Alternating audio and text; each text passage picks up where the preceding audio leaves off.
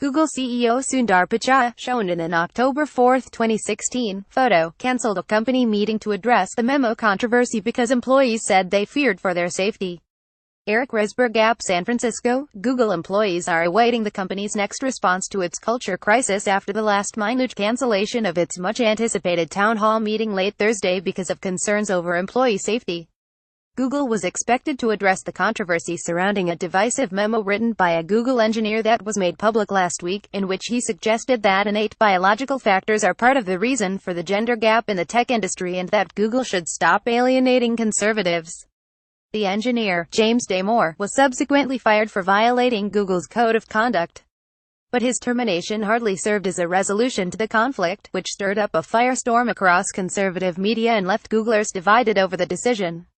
Chief Executive Sundar Pichai cut short his family vacation to run the meeting, part of the company's long-standing tradition of weekly all-hands TGIF sessions, where employees can ask any question of executives. But Pichai cancelled the meeting shortly before its 4 p.m. start in response to fears expressed by employees for their personal safety. Some of the town hall questions, as well as names of employees who criticized Damore's memo, had been leaked to conservative websites and commentators, leading to apparent online harassment.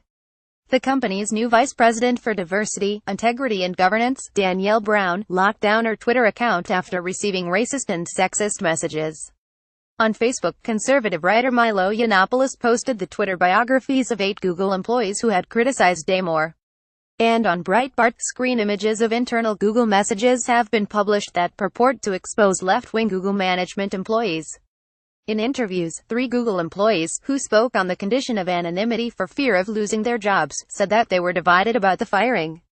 Most said they supported the termination because it was clear that he violated the company's policies, which prohibit Google employees from advancing harmful gender stereotypes in the workplace, according to an email from Pichai. They said the firing was important to send a message that policies can't be broken without consequences.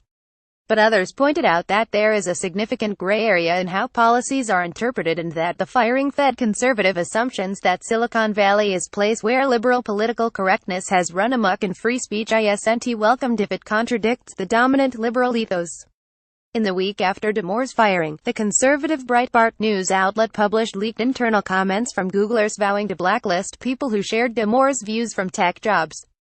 Many said that Google was a place where speech was welcomed and voices can be heard. They pointed to the culture of town halls, to the tens of thousands of employee-initiated special interest groups on campus, and to the many attempts by executives throughout the week to communicate with employees. Some said that it was ironic that right-wing outlets that purport to support free speech and public debate created an environment where people didn't feel safe to engage in it. Conservatives and people who don't identify as liberals have long said they felt that Silicon Valley is an echo chamber that is hostile to outsiders, said Garrett Johnson, an engineer who founded the Lincoln Network, a conservative group for technologists in Silicon Valley. Bay Area counties voted overwhelmingly for Hillary Clinton and Barack Obama. Its leaders largely support Democratic causes. It is easier to support free speech if you are in the majority, he said. The controversy comes at a time when Silicon Valley is increasingly in the political spotlight and a target of conservative ire.